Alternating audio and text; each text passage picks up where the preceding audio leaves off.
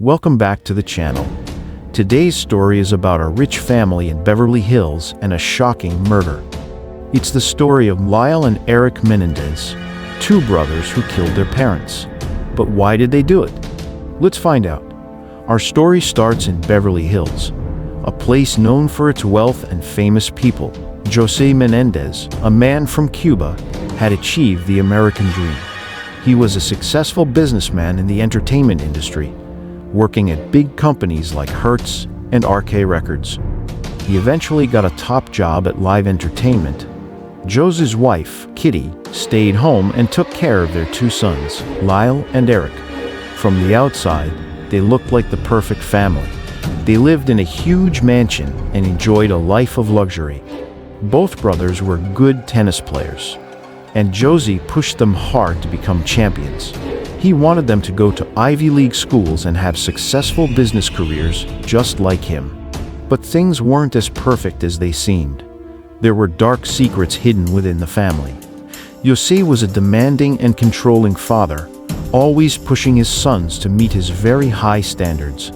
Kitty, who had a hard time adjusting to life in Los Angeles after living in Princeton, seemed to be struggling emotionally. Lyle got kicked out of Princeton, and Erik was caught stealing. These weren't just small acts of teenage rebellion. They were signs of serious problems within the family. There were whispers of arguments, resentment, and a family falling apart on August 20, 1989. Things came to a head.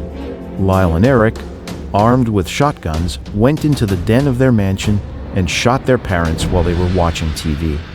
José and Kitty died instantly in a shower of bullets. The crime scene was horrible, a bloody reminder of the violence that had exploded within the family.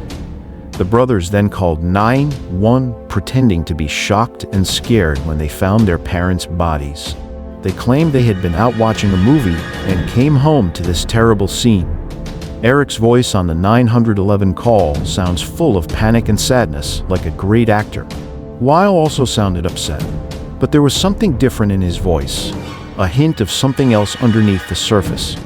Their acting was good enough to fool people at first, but their actions later would make investigators suspicious.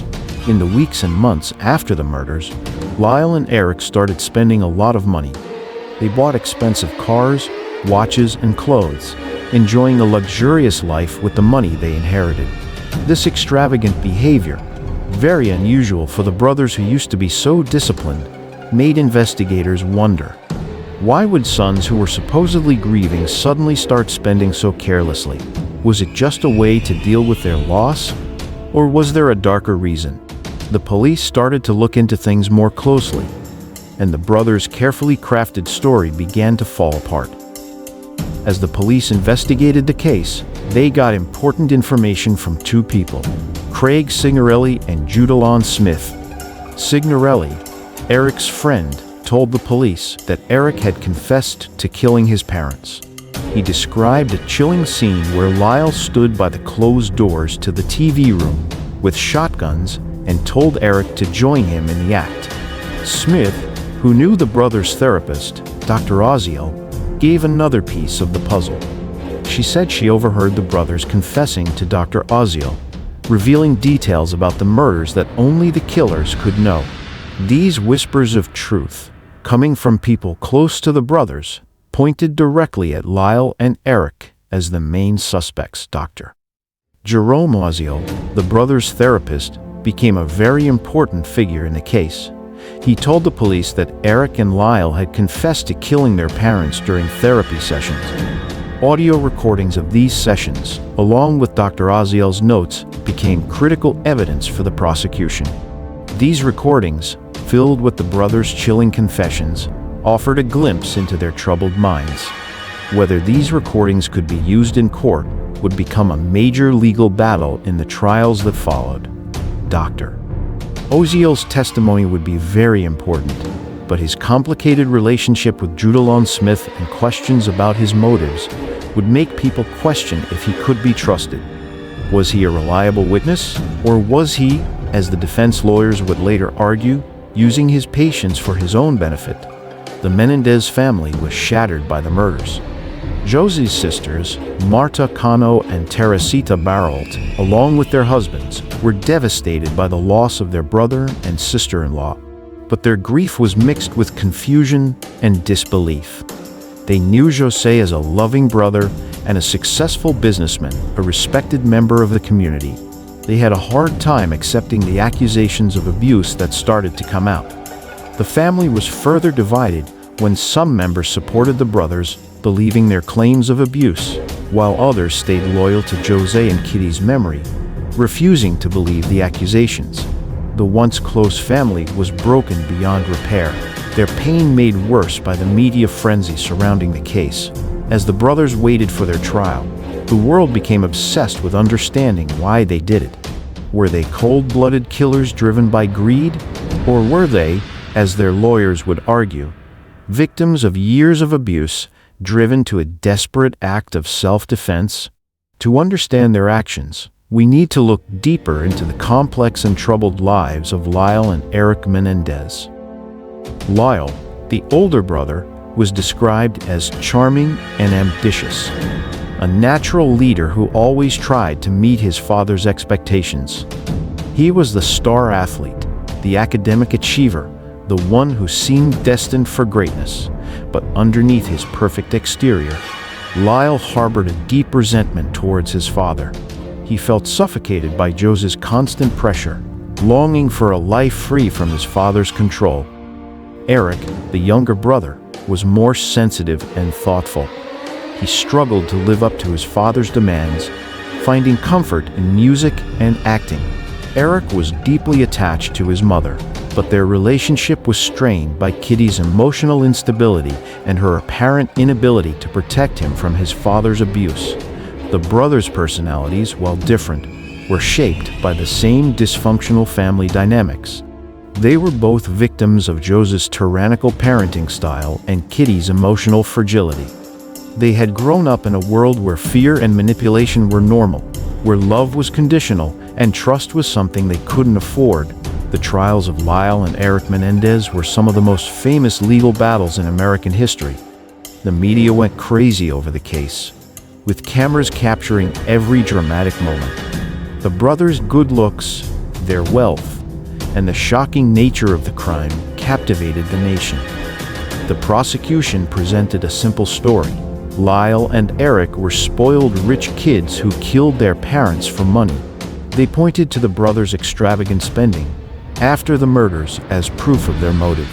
They also highlighted the careful planning that went into the killings, arguing that the brothers' purchase of shotguns and their fake alibi were clear signs that they planned the murders ahead of time. The defense, led by the powerful lawyer Leslie Abramson, countered with a shocking claim. Lyle and Erik had killed their parents out of fear after years of physical, emotional, and sexual abuse. Lyle took the stand, describing horrifying stories of his father's abuse, his voice shaking with emotion. Erik also described a childhood full of fear and pain, his testimony painting a picture of a family controlled by a tyrannical father. Whether Dr. Oziel's therapy tapes, which contained the brothers' alleged confessions, could be used in court became a major legal battle. The defense argued that the tapes were private conversations between a therapist and his patients and shouldn't be allowed as evidence. The prosecution argued that the tapes were crucial evidence of the brothers' guilt, saying that the therapist-patient confidentiality rule didn't apply in criminal cases.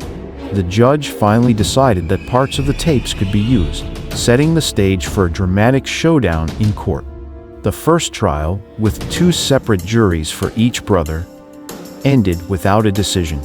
The jurors were deeply divided, unable to agree on whether either brother was guilty. Some believed the brothers' stories of abuse, while others didn't.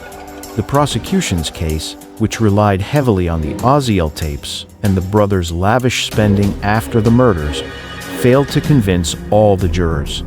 The defense, through Lyle's emotional testimony and expert witnesses who talked about the effects of abuse, had created enough doubt in the minds of many jurors. The mistrials, however, were only a temporary setback.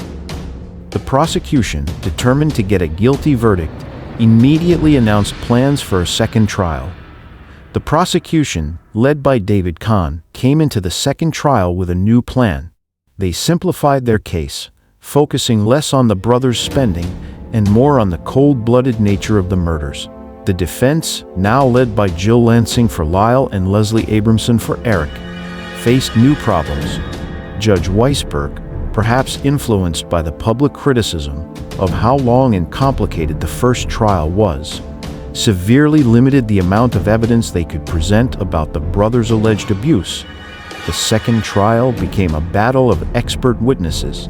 The defense, trying to support their claim of imperfect self-defense, brought in Dr. William Vickery, a famous psychiatrist who diagnosed Erik with post-traumatic stress disorder, PTSD. Dr. Vickery argued that because of the abuse Erik experienced, he lived in a constant state of fear, leading him to believe that his parents were about to kill him on the night of the murders.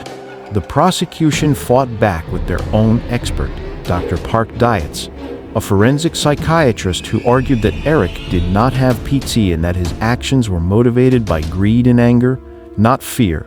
Despite the defense's efforts, the jury in the second trial found both brothers guilty of first-degree murder. The prosecution's strategy of focusing on the brutality of the crime and downplaying the brothers' claims of abuse worked. The jury's decision was a huge blow to the defense and to the brothers' supporters, who believed that Lyle and Erik were victims of a system that didn't protect them from their abusive parents. After a long sentencing phase, the jury decided not to give the brothers the death penalty, instead sentencing them to life in prison without the possibility of parole. The brothers, once heirs to a fortune, were now going to spend the rest of their lives in prison. The Menendez case continues to fascinate and divide people. Was justice served? Or did the brothers, victims of a traumatic childhood, pay too high a price for their desperate act? The case makes us think about the nature of abuse, the limits of self-defense, and the role of the justice system in dealing with the complexities of family violence.